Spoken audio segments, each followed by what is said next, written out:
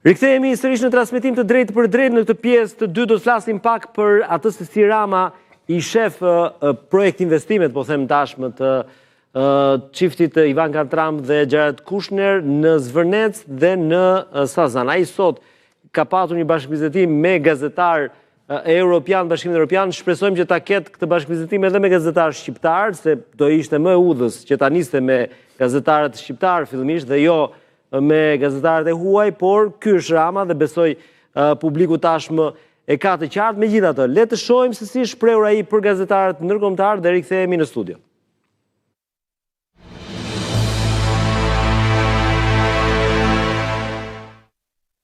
Për balionës ndërkombëtare që ka marrë investimi planifikuar në Zvërnec, ku përfshihet edhe dhëndri i presidentit amerikan Donald Trump, Jared Kushner, kryeministri Rama doli në një konferencë të gjatë me gazetarët medjave europiane për të dhënë sqarime mbi projektin që ka nxitur protesta masive në vend. Në një takim që zgjati për gati 2 orë në godinën e qeverisë, Rama këmbguli se ende nuk ekziston një projekt i miratuar dhe se nuk është dhënë asnjë leje ndërtimi për zhvillimin në zonën e mbrojtur të Zvërnecit. Nëse dikush thotë se ka një leje ndërtimi, po, ka një proces, po ka një kompani, sigurisht që ka një kompani, por fakti që ka një kompani nuk do të thotë se ka një projekt. Rama pati një komunikim të tensionuar me gazetarët e Brukselit. Vini këtu me kokën e mbushur me gënjeshtra që u kanë bllokuar trurin. Jo, unë kam trurin në rregull. Trurin e keni në rregull, problemi është sa i hapur është ai për faktet. Keni ardhur e bindur se ka një projekt që është anuluar. Shkëmbimi i replikave me të lindi pasi gjatë pyetjes gazetarja përmendi një anulim të projektit. Kur s'kam thënë që kemi anuluar projektin, s'ka pasur kur, po punohet për projektin. Çfarë ka këtu për të mos e kuptuar? Faktet janë të mërzitshme, por gënjeshtrat janë shumë joshse. Që ta anulosh duhet ta kesh një projekt, përndryshe çfarë do të anulosh? Për protestat masive që janë futur tashmë në ditën e tyre të 9, Rama tha se janë të nxitura nga faktorë të jashtëm, e se shumë shpejt qeveria do të bëjë publike faktet. Ka aktorë që po përpiqen ta shfrytëzojnë duke përdorur atë që quhet deportim dhe ka të tjerë që po përpiqen ta përdorin për agjendën e tyre që ka të bëjë me Shqipërinë si një vend interesant për t'i dhënë energji politik bërjes së tyre. Kemi shumë të dhëna për këtë, do t'i bëjmë publike faktet, vetëm faktet. Ka një aktor dashakeq që është Irani, e di me fakte. I pyetur nëse protestat masive cënojnë rrugën e integrimit evropian të Shqipërisë, Rama u përgjigj kështu. S'ka të bëj fare, tregon që jemi si çdo vend i Bashkimit Evropian. Ndërsa në fund një mesazh e kishte për protestuesit. Nëse jeni vërtet të shqetësuar për Zvërnecin, hajde të flasim.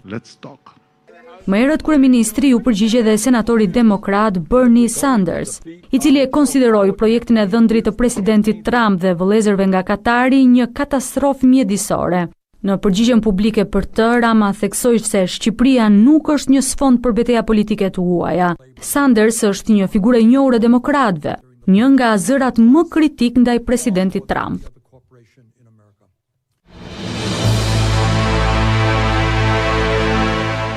Mirë, kjo ishte kronika e ndoqët, pra le themi edhe atë debat të kryeministrit me gazetarin rumune, që tregon edhe një herë që pasioni i Ramës me median duket se është i ngjashëm si me gazetarët vendës ashtu dhe me ata ndërkombëtar.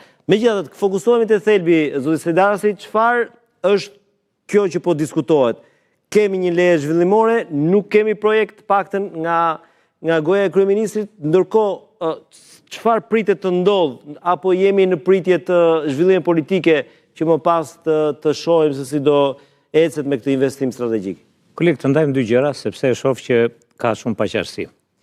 Ka një vendim të Këshillit të Investimeve Strategjike të datës 30 dhjetor 2024 që bën fjalë për Sazanin. Është 29 faqe, ka disa detyrime që kanë 6 ministri në këtë vendim dhe aty mund të lexoni apta si i sfidoj të gjithë gazetarët që flasin për Sazanin që të shohin se çfarë ka ndërmend të bëjë qeveria shqiptare me Sazanin. Sazani është gjithsej 565 hektar.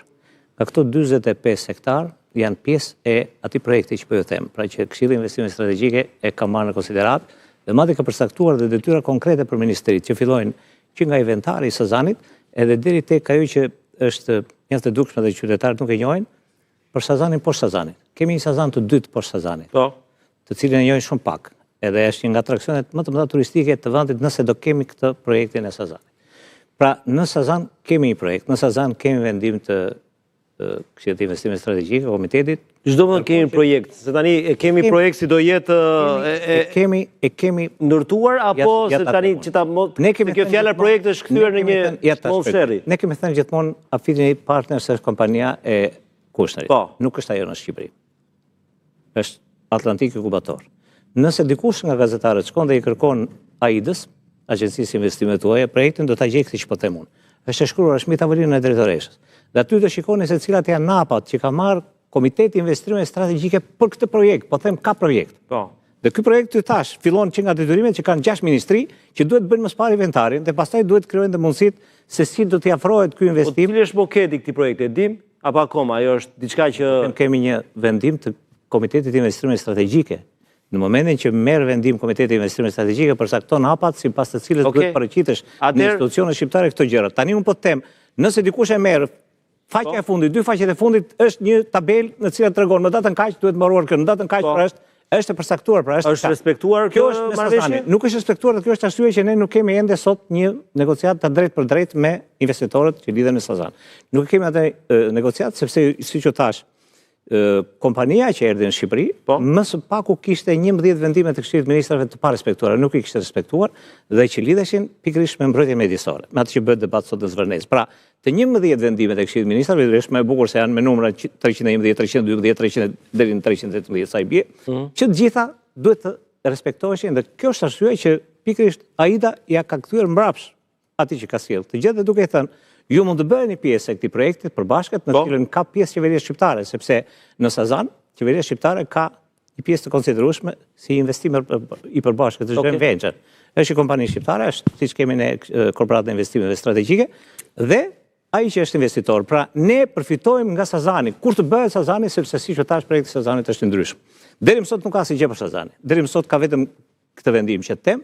Çudia befasie më e madhe ka qenë kur e pash që si ka mundësi një ditë përpara vitit të ri është marrë vendim, po ky është vendimi dhe është eksesueshëm. Kushdo mund të lexojë, unë kam celular do ta dërgoj. 30 dhjetor 2024 dhe këtu mbyllet Sazani, nuk mund të flas askush. Dhe nuk ka as kontestime me sa kam kuptuar. Më shumë kontestime po vijnë nga bota tani. Sepse duhet plotësohen këto kondita që kërkon qeveria shqiptare nëpërmjet AID-s. Nëse plotësohen këto, atëherë do hidhemi në terren konkret për të parë dhe nuk është i gjithë Sazani, nuk ka shitje, nuk bëhet fjalë për 565 hektar. 45 hektar janë pjesë e projektit të Kushnerit aty. Pjesa tjetër pastaj që është ky debat i madh, me të cilën filluan dhe protestat, është pjesa që lidhet me Zvërnecin. Po, këtu sigurisht Zvërneci është një gjë e ndryshme. Janë publikuar në faqen e Kushnerit disa skica, të cilat edhe ne kemi marrë, kemi publikuar, të cilat tregonin se si pretendohej që të ishte Zvërneci në një investim të mundshëm. Unë di një gjë, që modeli që ka ardhur në Shqipëri, që është paraqitur qeverisë shqiptare, Ministrit Përkatëse, është kundërshtuar që